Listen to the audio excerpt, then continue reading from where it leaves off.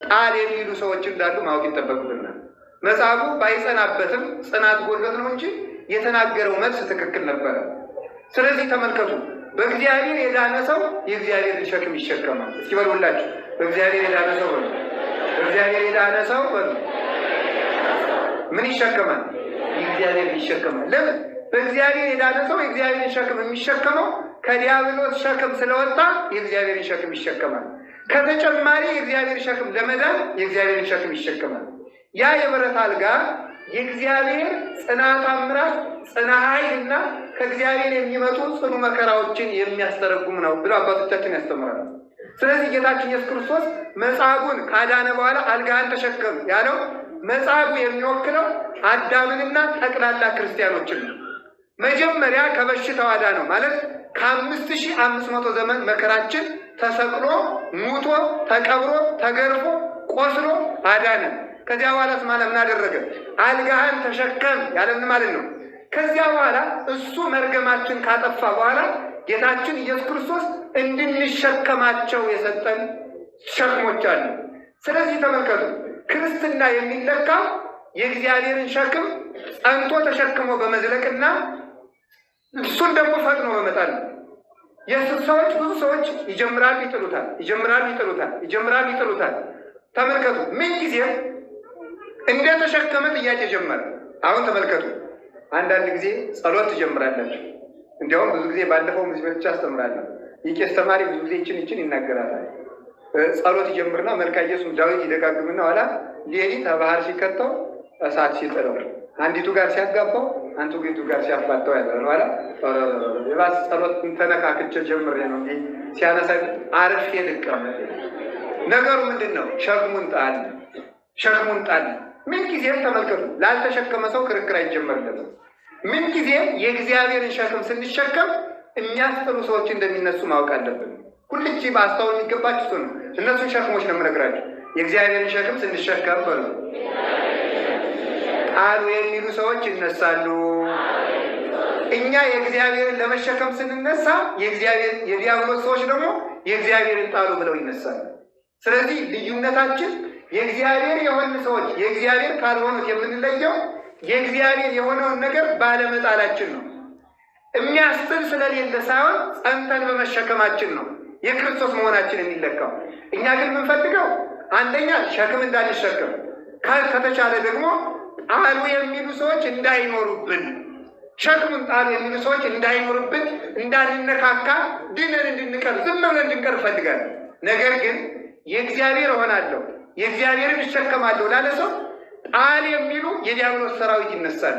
ማወቅ የሚጠበቅበት እሱ ነው። ሸክማችን ተሸክመን እንድንዘልቅ አምላክ ቅዱሳን ይርዳል።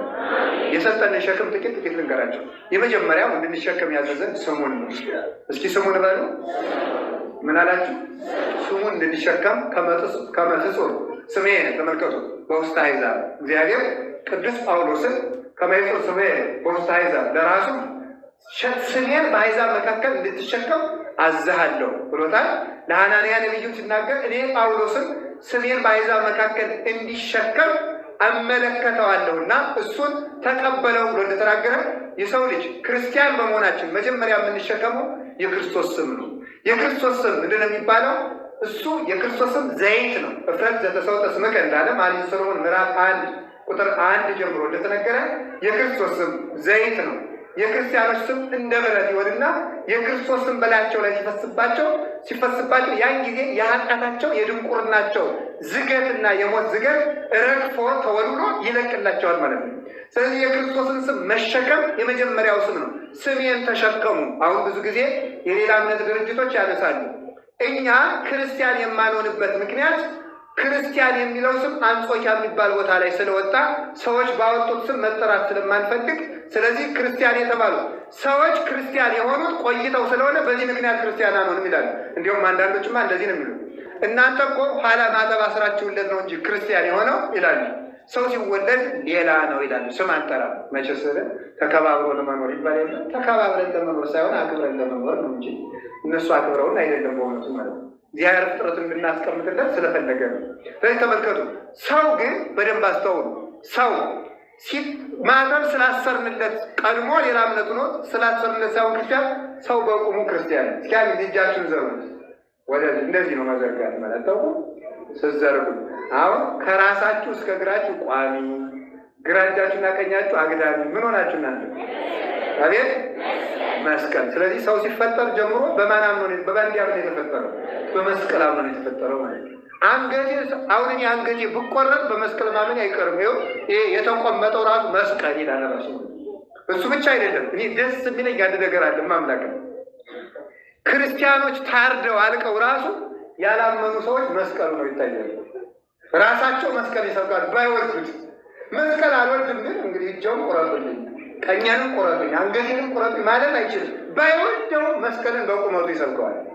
ባያምነውም ቢያንገሸግሸው መስቀልን አታሳይ መስቀሉ የተተከለበትን ቤተክርስቲያን አቃጥሎ የክርስቲያኖችን አንገት ቆርጦ ስለጣለው ራሱ ላይ መስቀል አለ። ሌሊት ሲያቃዥው ያድራል። እዚያ ላይ የራሱ መስቀል አይደለ ለምን አታምንብኝም ይላል። እዚያ በኋላ ደግሞ ይገድላል። ለምን አታምንብኝም ይለዋል። አሁን ማለት ከመስቀል ማምለጥ አይቻልም። ማንም ሰው ከመስቀል መዳፍ ስር ነው ያለው። ስለዚህ ተመልከቱ፣ አላችሁ የላችሁም፣ እግዚአብሔር ከሁላችን ጋር ይሆን። ስለዚህ የክርስቶስን ስም እንድንሸከም ተደርገን ቀድሞ የተፈጠርነን ቀድሞ መፈጠራችን ክርስቶስ ሳይወለድ የክርስቶስን ስም እንድንሸከም ተደርገን የተፈጠርነን። ይሄ ስም ቀላል ይመስላችኋል እንዴ? እንዲሁ ቅዱስ ዮሐንስ አፈወርቅ መላልሶ ሲናገረው መዝሙረ ዳዊት ሲታረጎም ሰማይና ምድር የታረቁት ኢየሱስ በሚል ስም ነው። እግዚአብሔርና ሰው አንድ ማህበር የሆኑት አማኑኤል በሚል ስም ነው። በሰይጣን የተፈረደበት ክርስቶስ በሚለው ስም ነው።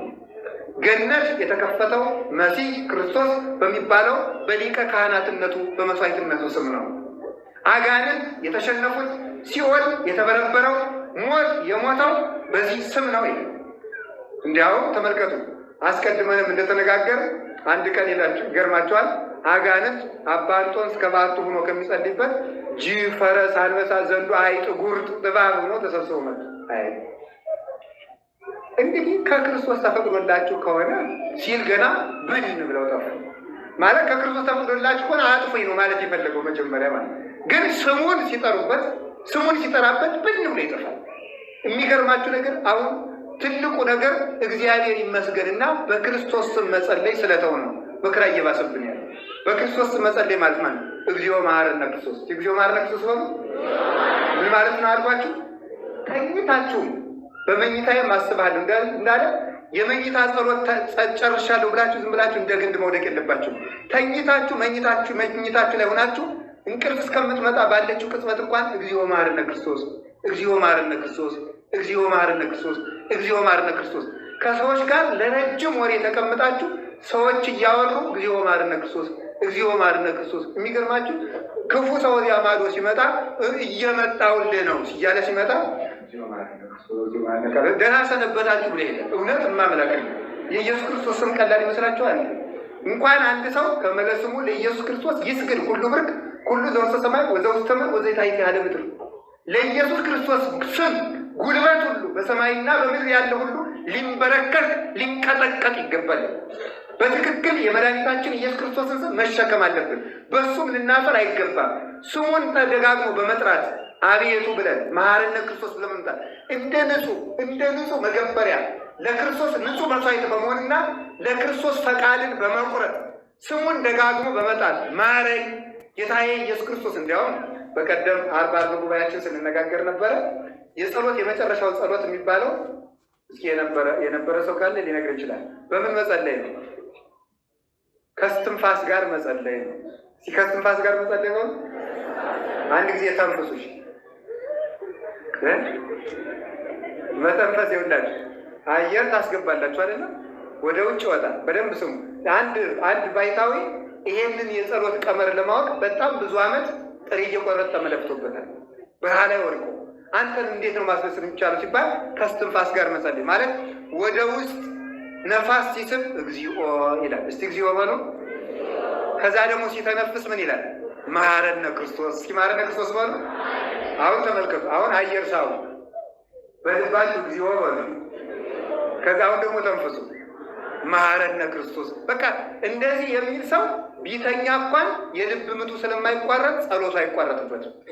ነፍሱ ትጸልየዋለች ማለት ነው። ልቡ የልብ ምቱ በተመታ ቁጥር እግዚኦ መሐረነ ክርስቶስ፣ እግዚኦ መሐረነ ክርስቶስ፣ እግዚኦ መሐረነ ክርስቶስ። ከሰው መሀል እየተነጋገረ ሁሉ ሰው እግዚኦ መሐረነ ክርስቶስ ብሎ መጸለይ ይቻላል። ስለዚህ የኢየሱስ ክርስቶስን ስም ክርስቲያን የምትለውን ስም ሁልጊዜ ተሸክሞ በመኖር በዚህ ምክንያት በክርስቶስ ስም መከራ አሁን ተመልከቱ። መከራ የተጀመረው ስለምንድን ነው ካላችሁ የክርስቶስን ስም ጣሉ ነው። ተመልከቱ። ጌታዬ ተሸከም ብሎኛል፣ ስለ ስሜ የተጠላችሁ ትሆናላችሁ፣ እናንተን የሚገድል ሁሉ ለእግዚአብሔር መስዋዕት እያቀረበ የሚመስል ዘመን ይመጣል ብሏል። ስሜን ስለተሸከማችሁ ምን ብለን ስለተሸከም ነው? ስሙን መሸከም ማለት ስሙን መቀደስ ነው። ስሙን መቀደስ ማለት እግዚአብሔርን የሚያስመሰግን ስራ መስራት።